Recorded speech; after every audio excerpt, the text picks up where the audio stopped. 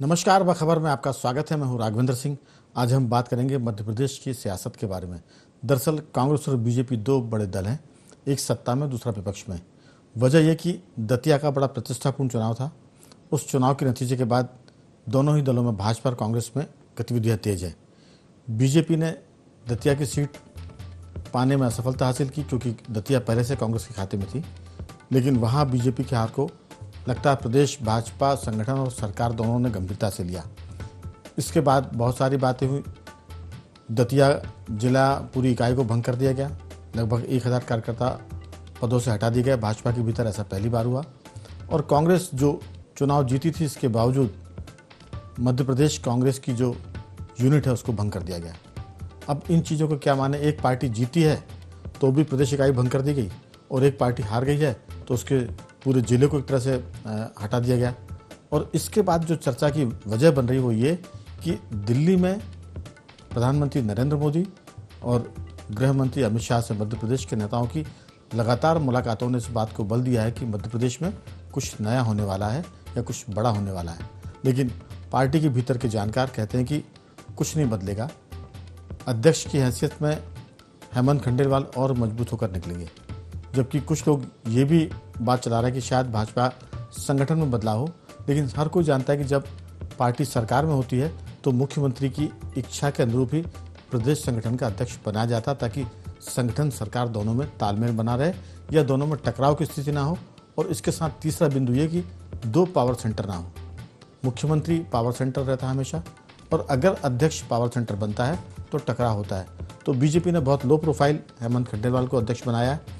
वो वैसे भी कार्यकर्ताओं की बात करते हैं। तो इसी पर आज विस्तार से बात करेंगे कि आखिर क्या गोल खिलाएगी भाजपा के नेताओं की दिल्ली में पार्टी हाईकमान, प्रदेश प्रधानमंत्री नरेंद्र मोदी और गृह मंत्री अमित शाह से मुलाकात, और कांग्रेस के भीतर क्या अगली कार्यकारिणी में कमलनाथ और दिग्विजय सिंह के जो चहेते हैं वो क्या कांग्रेस के पदाधिकारियों की जो टीम उससे बाहर हो जाएंगे, और अगर वो बाहर होते हैं तो फिर कांग्रेस कैसी होगी। चर्चा के लिए मौजूद स्टूडियो हमारे खास मेहमान वरिष्ठ पत्रकार साथी श्री योगीराज योगेश जी। योगीराज जी, आपका बहुत स्वागत है। और जूम पर हमारे साथ जुड़े हैं हमारे दो पत्रकार साथी, चतुर्वेदी साहब हैं हमारे साथ। गौरव चतुर्वेदी जी इंदौर और मध्य प्रदेश दोनों जगह वो रहते हैं। इंदौर का मैंने इसलिए जिक्र किया कि इंदौर उनका घर है और भोपाल उनकी कार्यभूमि है, कर्म भूमि है। और हमारे साथी पत्रकार हैं रंजन श्रीवास्तव जी। रंजन जी, आपका भी बहुत बहुत स्वागत है। चर्चा की शुरुआत रंजन जी आपके साथ करना चाहते हैं कि दतिया के बाद ऐसा क्या हुआ कि जीतने वाली कांग्रेस की भी प्रदेश इकाई भंग कर दी गई, और भाजपा में ऐसा कम होता है कि पूरी जिला इकाई को भंग कर दिया जाए, जबकि दतिया चुनाव जीतने हारने से भाजपा की सेहत पे कोई फर्क नहीं पड़ने वाला था, क्योंकि वो सीट तो वैसे भी भाजपा की नहीं थी। लेकिन हारना बड़ी बात है, क्योंकि बीजेपी के बारे में कहा जाता है कि वो हार बर्दाश्त नहीं करते। और ख़ास बात है कि डॉक्टर मोहन यादव के नेतृत्व में 2 चुनाव हुए हैं, उपचुनाव, और एक विजयपुर में रामनिवास रावत का जो कांग्रेस से आए थे भाजपा में, बीजेपी वहाँ चुनाव हार गई। उम्मीदवार रावत साहब भी थे। दतिया में ज़रूर बदलाव किया भाजपा ने। जो पुराने पराजित प्रत्याशी थे नरोत्तम मिश्रा, उनकी जगह अचानक से आशुतोष तिवारी को उतारा, और आशुतोष तिवारी भी 1000 से कम के मार्जिन में वो भी चुनाव हार गए। कांग्रेस ने भी बदलाव किया, वहाँ राजेंद्र भारती की जगह घनश्याम सिंह जो वहाँ दतिया के महाराज हैं उनको दिया, और घनश्याम सिंह चुनाव जीत गए, क्योंकि वो कहा जाता है कि राजा कम प्रजा की तरह ज़्यादा रहते हैं। आपकी राय, कांग्रेस और भाजपा के भीतर जो उठापटक सी दिख रही, क्या ये सच में है या कुछ निकलने वाला नहीं इसमें?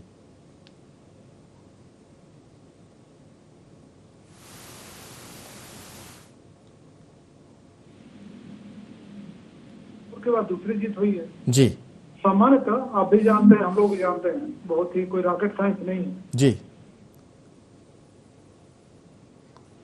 आपकी आवाज कट रही बार बार। मैंने कहा जो पार्टी होती है जी सामान्यतः सरकार में, तो वो पार्टी चुनाव जीतती है जी तो अगर बहुत ही आसमानी सुल्तानी ना हो जाए तो उस लिहाज से ये हार गिरासा असमान है। लेकिन ये मानना कांग्रेस तो अच्छा चल रहा है, ये भी भूलोगी। कांग्रेस की जीत को ये सेलिब्रेशन नहीं, बल्कि उनको आगे वाली रणनीति क्या होगी उसको लेकर चलना चाहती है। जी। देखिए, दोनों जो चुनाव हुए जो जीते कांग्रेस ने, दतिया और बीजापुर दोनों ग्वालियर चंबल में है। तो पूरा स्टेट टेस्ट नहीं हुआ। बुधनी में तो हार चुके हो, लेकिन बुधनी में जो बड़ी बात है कांग्रेस के लिए कि जो 1 लाख से ज्यादा शिवराज सिंह चौहान का 2023 में जीत का मत का अंतर था, वो घट के 13-19 हजार पे आ गया। तो कांग्रेस को लग रहा है कि जो हमारे 36% के आसपास वोट है, अगर जरा मेहनत हम कर दें, पार्टी में थोड़ा सा एडजस्टमेंट कर दें, फाइन ट्यूनिंग कर दें, तो गाड़ी निकल जाएगी। लेकिन जो वर्तमान व्यवस्था है उसको लेकर चलते हुए आप सब कुछ हासिल कर लेंगे, ऐसी गलतफहमी भी कांग्रेस में नहीं होनी चाहिए, नहीं होगी। और जो कि कमलनाथ और दिग्विजय सिंह कहा, तो आपको लगता है पार्टी ने मान लिया है कि इनको मेन स्ट्रीम में नहीं आना है, उनके जो लोग हैं एडजस्ट होंगे। लेकिन कमलनाथ या दिग्विजय सिंह को बड़ा रोल मिल जाएगा आने वाले चुनाव में, वो मुझे जहां तक भाजपा की बात है राघवेंद्र जी, उपचुनाव की बात मैंने की, आप लोगों ने जानते ही हैं। लेकिन दिक्कत है कि उपचुनाव बहुत ही असामान्य परिस्थिति में हुआ है जी। मध्य प्रदेश पहली बार ऐसा हुआ, 3000 कार्यकर्ता 4000 कार्यकर्ता सड़क पे बैठ जाए, रोड जाम कर जाए, 12 घंटे हिले नहीं, पुलिस को टीयर गैस छोड़ना पड़े अपने कार्यकर्ताओं के ऊपर, भाजपा कार्यकर्ताओं के ऊपर। तो इस असामान्य परिस्थिति की वजह से दतिया में जो कार्यकारिणी भंग हुई है, तो क्या इससे समस्या का समाधान हो गया है? मुझे लगता है कि बहुत ही बड़ा अलार्मिंग पार्टी के लिए है कि जो पार्टी डिसिप्लिन में जानी जाती है, जो पार्टी डबल इंजन सरकार के लिए जानी जाती है, जहाँ पे केंद्र मजबूत है, हाईकमान मजबूत है, कोई चूं से चाह नहीं करता है, इतना डर और भय रहता पार्टी के अंदर, ऐसे में अगर इतने संख्या में लोग सड़क पे जाम कर रहे हैं, विरोध कर रहे हैं और पार्टी चुनाव हार जाती है, तो एक मीटिंग में एक प्रोग्राम में हमने बोला था, वही मैं दोहरा रहा हूँ राघवेंद्र जी, कि मौत ने घर देख लिया। तो ये जो सिम्टम है कहीं पूरे स्टेट में ना फैले, ये जो विद्रोह की आग है कहीं पूरे, अभी तो छोटा चुनाव है, लेकिन अगर बड़े चुनाव में मामला जाएगा और ये विद्रोही तेवर रहेगा, कार्यकर्ताओं को लग जाएगा हाँ ठीक है हम झुका सकते हैं, हम हरा सकते हैं, तो पार्टी के लिए बहुत मुश्किल होगी। इस सब टोटलिटी में जो हुआ है दतिया में, वो ठीक है, पार्टी क्या नजरिए हो सकता है, लेकिन अभी पार्टी को बहुत कुछ करना बाकी है, जो इस बीमारी को आगे आने वाले समय में अगर ठीक करना है तो। बिल्कुल आप ठीक कह रहे हैं। मैं इसको बहुत आम भाषा में हम कहें कि रोज़ रोज़ अगर आप मटर पनीर खाएंगे तो उससे भी दिल भर जाता है। रोज़ हलवा पूरी खाएंगे तो लगता है कि आज सिर्फ दाल रोटी खानी या मिर्ची के साथ रोटी खानी है, ऐसा लगता है। तो बीजेपी लगातार सरकार में, अगर पिछले बीच का एक छोटा सा कार्यकाल 15-16 महीने का कमलनाथ जी की सरकार का था, उससे छोड़ दें तो सत्ता के जो दुर्गुण, एक बहुत आम कहावत है, वो भी मैं उसको बोल रहा हूँ कि सत्ता के दुर्गुण जिस पार्टी में होते हैं वो सत्ता में आने के बाद वो भाजपा में भी आ रहे हैं। लेकिन एक थोड़ा सा मैं संशोधन कर दूं, संशोधन तो नहीं, लेकिन आपकी बात को आगे बढ़ा रहा हूँ। बुधनी चुनाव को लेकर बीजेपी एक तरह से बुधनी चुनाव जीती नहीं, बल्कि हारने जैसी जीत हुई है उसकी वजह यह कि 1,04,05,000 से जीते थे शिवराज सिंह, और बीजेपी तब आम चुनाव था, ये ध्यान रखना पड़ेगा कि उस समय 230 सीटों पर चुनाव थे। पार्टी का फोकस, सरकार का फोकस सिर्फ एक सीट पर नहीं था। इस बार उपचुनाव था और सिर्फ बुधनी विधानसभा चुनाव पर खुद शिवराज सिंह चौहान बतौर केंद्रीय मंत्री लगे हुए थे और पूरी सरकार थी, पूरा संगठन था। इसके बाद भी बीजेपी महज 13,000 वोटों के आसपास चुनाव जीती। ये तब जब 2-3 दिन शिवराज सिंह चौहान ने बुधनी में कैंप किया। कांग्रेस के प्रत्याशी राजकुमार पटेल भी ये मान रहे थे कि ये चुनाव जीतना बहुत मुश्किल है, इसलिए उन्होंने आखिरी के 3-4 दिनों में ताकत कम कर दी थी। अगर वो पूरी ताकत लगाते तो हो सकता है कि चुनाव जीत जाते। इसलिए मैं कहता हूँ वो चुनाव बीजेपी जीतने के बाद भी हार गई और कांग्रेस हारने के बाद भी जीत गई, क्योंकि एक शेर है कि तुम्हारी जीत से ज़्यादा मेरी हार के चर्चे हैं। तो बुधनी उपचुनाव में कांग्रेस की हार भी बहुत चर्चाओं में रही। और जहाँ तक रामनिवास रावत का हमने विजयपुर की बात करी, दतिया का तो आपने जिक्र कर ही दिया कि भाजपा जैसी अनुशासित पार्टी के लोग अगर घंटों सड़क पर रात भर रहे हैं और उनको हटाने के लिए उनकी सरकार को टीयर गैस चलानी पड़े, आंसू गैस के गोले छोड़ने पड़े। जी आप कुछ कह रहे हैं, आपकी आवाज़ नहीं आ रही। रंजन जी कुछ कह रहे हैं, आपकी आवाज़ नहीं आ रही। कुछ आपके जो ईयरफोन पे कॉर्ड है उसमें कुछ गड़बड़ है, थोड़ा सा हिलाइए डुलाइए तो आवाज़ आएगी। तो चलिए, शायद हमारी तरफ से गड़बड़ है, मैं उसको ठीक करवाता हूँ। लेकिन गौरव जी, सीधी सी बात है कि बीजेपी के भीतर ऐसा कम होता है कि पार्टी सरकार में हो और सरकार के चलते इस बात की चर्चा हो कि कुछ बड़ा होने वाला है। अब जाहिर है कि बड़ा क्या होगा, या तो मुख्यमंत्री बदलने की बात होगी या अध्यक्ष बदलने की बात होगी, उसके बाद मंत्रिमंडल विस्तार कुछ बड़ा नहीं होता क्योंकि वो एक सामान्य प्रक्रिया है। लेकिन हमें लग रहा है कि शायद कुछ ज़्यादा बड़ा नहीं होगा, ये जो बड़ा होने की खबरों के बीच में कुछ छोटा मोटा होकर रह जाएगा। एक और कहावत है कि खोदा पहाड़ और निकली चुहिया, तो क्या पता चूहा निकल जाए या शेर निकल जाए, तो आने वाला वक्त बताएगा। लेकिन आपकी राय क्या है, जो कुछ हो रहा है भाजपा के भीतर, जो चर्चाएं हैं, जो नेताओं की दिल्ली दौड़ है, उसमें आपका क्या कहना है? राघवन जी, सत्ता और संगठन के बीच में भले टकराव ना हो जी, बट ऐसी गलवैयां भी नहीं होना चाहिए जिस तरीके की गलवैयां अभी दिख रही हैं। और आम कार्यकर्ता जिसके कारण पीड़ित है, प्रताड़ित है। वरिष्ठ मंत्री, बड़े बड़े कद्दावर जो मंत्री हैं, वो सत्ता में तालमेल नहीं बिठा पा रहे हैं, सरकारी अधिकारियों के साथ तालमेल नहीं बिठा पा रहे हैं, विधायकों के काम नहीं हो रहे हैं समय पर, जिला संगठनों से जो सूचियां भेजी जा रही हैं उसके भी काम नहीं हो रहे हैं। तो जो एक नाराजगी पूरे कार्यकर्ताओं में पनपी थी, जो नाराजगी, एक तो वो कारण है। दूसरा जो एक कारण सबसे बड़ा मुझे नजर आ रहा है कि जो क्षेत्रीय छत्रप इनके हर विधानसभा क्षेत्र या लोकसभा में या जिले में खड़े हो गए हैं, जिनके तूती बोलती, जैसे हम बात करें दतिया की, दतिया में नरोत्तम मिश्रा की जो तूती बोली, तो वो पूरे कार्यकर्ता सड़क पर आ गए मजबूरन। चुनाव हारी पार्टी, और चुनाव हारने के बाद उन पदाधिकारियों को पार्टी से बाहर का रास्ता दिखा दिया, पद से हटा दिया गया।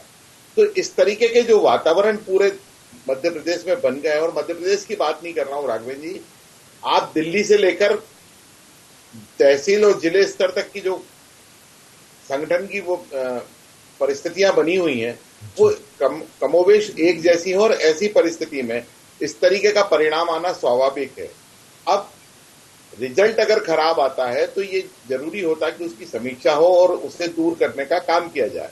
जैसा आपने कहा कि चूंकि प्रदेश अध्यक्ष अभी नए हैं, उन्हें बदला जाना संभव नहीं है। मुख्यमंत्री को 2.5 साल हो गए हैं, लेकिन 2.5 साल में जो परफॉर्मेंस मुख्यमंत्री का आना चाहिए था, 2.5 साल में जो समन्वय मंत्रियों के और अधिकारियों के बीच में बनाए जाना चाहिए थे, उनको लेकर के शिकायतें पार्टी स्तर पर ऊपरी फोरम पर हुई है।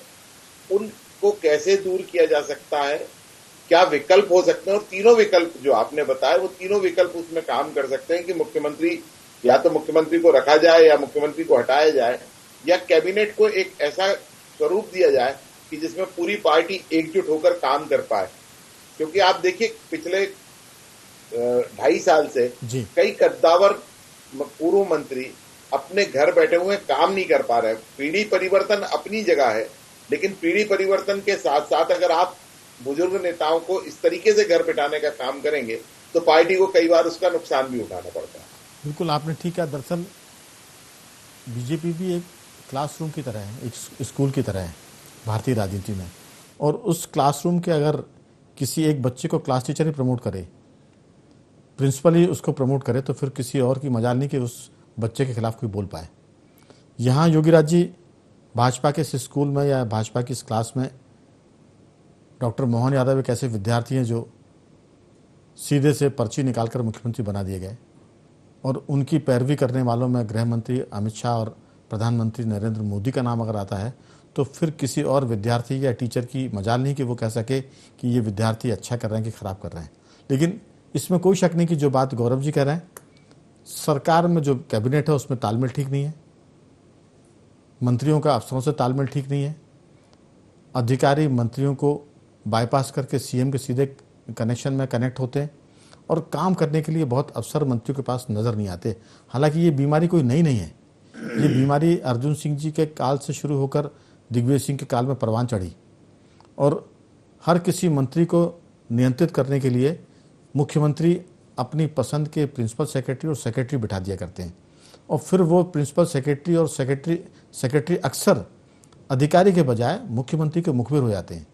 वो हर पल की खबर मुख्यमंत्री को देते हैं कि मंत्री जी ने आज ये फाइल करी, ये फाइल नहीं की, इसमें इतना पैसा मिला, इतना नहीं मिला, यहाँ ये गठबंधन हो रहा है। तो एक तरह से वो सूचना का तंत्र उनका मजबूत होता और बदले में पिस जाता है तो मंत्री। और कमोबेश वही स्थिति आज भी दिख रही है। शिवराज सिंह के सरकार में भी यही हालत थी, कई मंत्री और परेशान हुआ करते थे, वो स्थिति आज भी है। आपको याद होगा कि दिग्विजय सिंह के कार्यकाल में तो जमुना देवी ने कहा था कि मैं दिग्विजय सिंह के तंदूर में जल रही हूँ, इस लेवल तक असंतोष था। भाजपा अनुशासित है इसलिए ऐसा तो कोई कुछ नहीं कर रहा है, लेकिन जो बात गौरव जी ने की कि लोग घर बैठ गए, मंत्री काम नहीं कर पा रहे हैं, इसलिए लोग दिल्ली जा रहे हैं। चाहे उसमें प्रहलाद पटेल की बात करें, कैलाश विजयवर्गीय की बात करें, राकेश सिंह की बात करें, या और दीगर जो मिनिस्टर हो सकते हैं उनकी बात करें, वरिष्ठ विधायकों में गोपाल भार्गव जैसे या ऐसे लोग हैं जो परेशान हैं। संगठन की भी कम सुनी जा रही है क्योंकि अफसर जो है इस समय बेलगाम से ज़्यादा हैं और सवार के पास लगाम ढीली है। आपकी राय? देखिए, बहुत सारी चीज़ें एक साथ घट रही हैं मध्य प्रदेश में, और दतिया की हार उसका एक कारण बना हुआ है। ये बात बिल्कुल ठीक है कि मुख्यमंत्री अपने पसंद के ऑफिसर तैनात करते हैं, और निश्चित तौर पर आपने उदाहरण दिया कि प्रिंसिपल साहब की भरपूर कृपा है, तो इसलिए अभी तो फिलहाल जिस तरीके की अटकलों की अपन बात कर रहे हैं, लेकिन ये ज़माना है रिजल्ट ओरिएंटेड चीज़ों का। सब कुछ है आपके पास, यदि आप परिणाम नहीं दे रहे हैं तो फिर सवाल उठते हैं। और दतिया का उपचुनाव इस बात को सिद्ध करता है कि आप परिणाम नहीं दे पाए। दतिया में केवल बीजेपी फेल नहीं हुई, पूरा संगठन फेल हुआ, बूथ मैनेजमेंट फेल हुआ, मुख्यमंत्री, प्रदेश अध्यक्ष, बहुत सारे मंत्री विधायक सब फेल हुए, और प्रत्याशी भी फेल हुआ।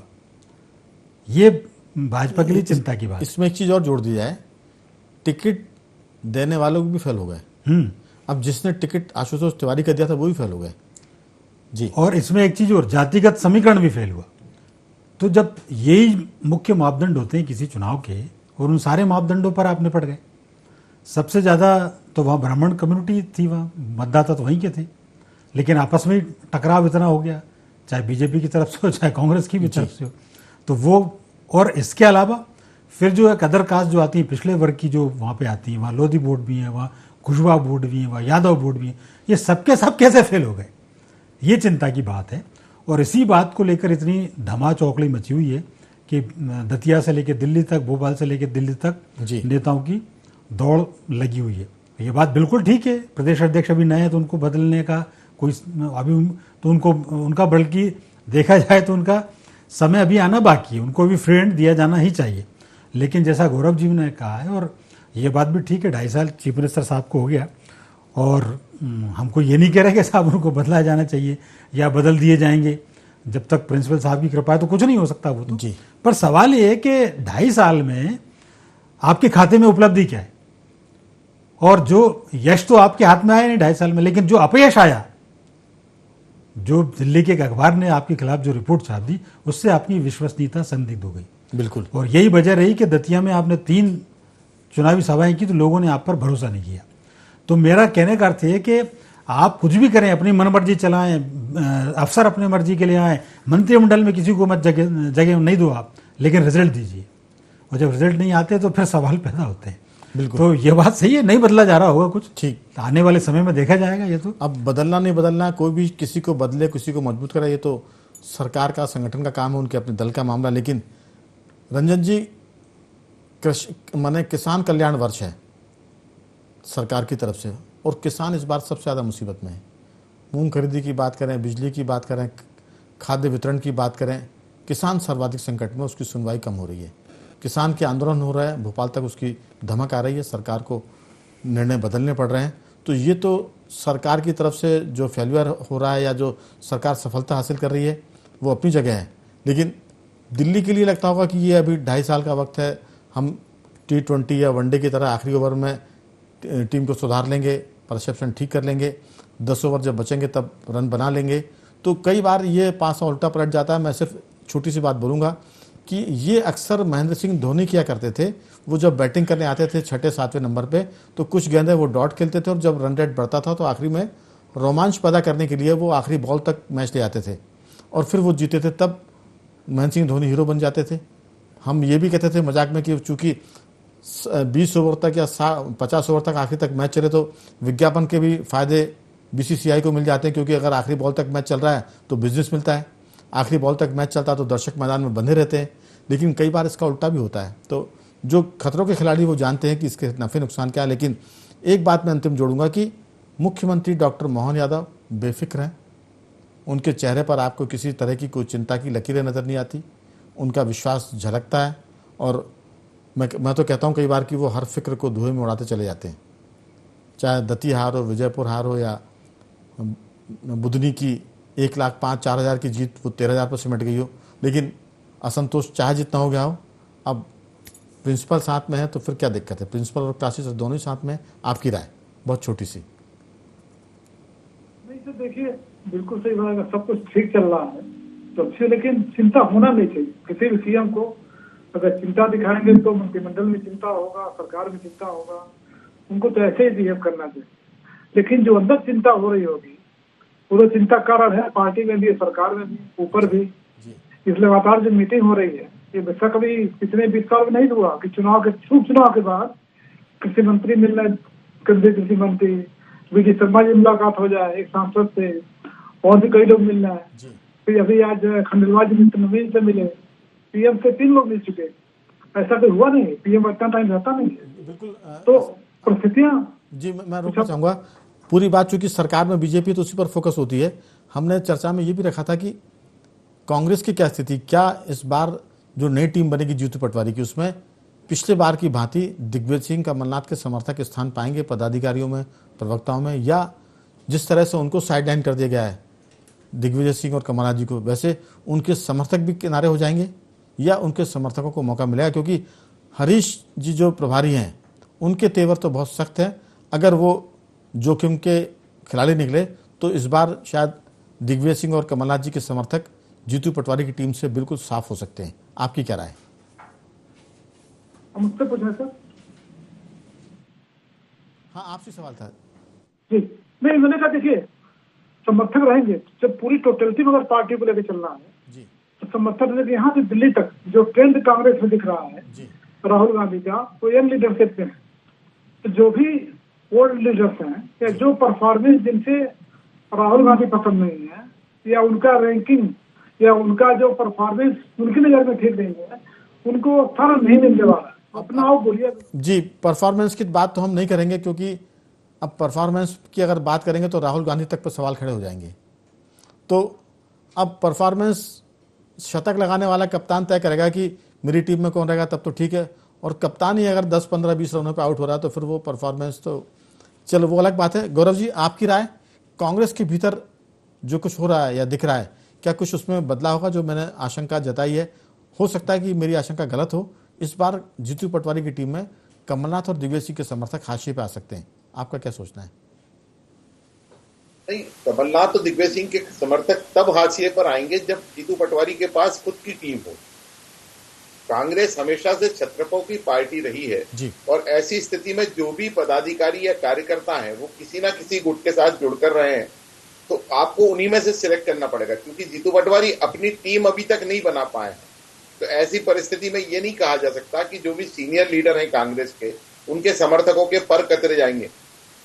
कार्यकारिणी छोटी बनाई जा सकती है, मजबूत बनाई जा सकती है, लेकिन आप नए लोग नहीं ला सकते, क्योंकि नए आपके पास है नहीं और उनके परफॉर्मेंस तो गौरव जी, एनालिसिस करने का कोई साधन भी नहीं। गौरव जी, अगर अभी तक जीतू पटवारी अपनी टीम नहीं बना पा रहा है या अपने लोग नहीं बना पाए हैं, तो क्या ये जीतू पटवारी की कमजोरी नहीं होगी? नेचुरल, स्वाभाविक तौर पर जीतू पटवारी की कमजोरी है, क्योंकि जीतू पटवारी जितने भी पदाधिकारी या नेता जी जीतू पटवारी से मिलने जाते हैं तो उनका अक्सर ये कहना होता है जी कि आप पहले फलाने गुट को साथ छोड़ो, मेरे को साथ दो, मेरा मजबूती के साथ मेरे साथ खड़े रहो, तब मैं आपको कहीं कुछ ओबलाइज कर पाऊंगा। तो अगर आप ये भावना लेकर चलेंगे तो राजनीति में आप लंबे समय तक सफल नहीं हो सकते। ठीक। योगराज जी, आपकी राय? देखिए, ये बात बिल्कुल सही है कि बीजेपी से ज़्यादा तो बदलाव की ज़रूरत कांग्रेस में है, और 1-2 चुनाव से आप उत्साहित भले ही हो सकते हैं, लेकिन अभी कांग्रेस में ऐसा कुछ नहीं दिख रहा कि वो टक्कर देने की स्थिति में भी है। और ये निश्चित तौर पर ये नई कार्यकारिणी बताएगी कि आप किस दिशा में जा रहे हैं।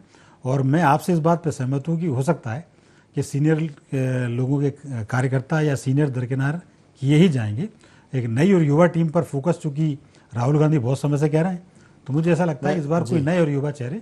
मैं ये तो नहीं कहता कि मैं कोई बम फोड़ रहा हूँ, लेकिन अगर कमलनाथ और दिग्विजय सिंह जी की टीम को हाशिए पर ला दिया गया तो कांग्रेस के भीतर बड़ा बंटवारा भी हो सकता है, क्योंकि अगर ये जोखिम उठाने की स्थिति में कांग्रेस हाईकमान हो तब तो वो कमलनाथ और दिग्विजय सिंह के समर्थकों को एकदम किनारे कर सकते हैं, अन्यथा जोखिम तो उठाया उन्होंने, जी। राज्यसभा मेंबर का टिकट वो वहां तक ठीक है, टीम को अगर हटाएंगे तो फिर कांग्रेस के भीतर भी एक बंटवारा हो सकता है। ये मेरी आशंका है। अब देखते हैं कि आने वाले समय में कांग्रेस कितना साफ करती है और फिर कितना बढ़ती है और कटती है।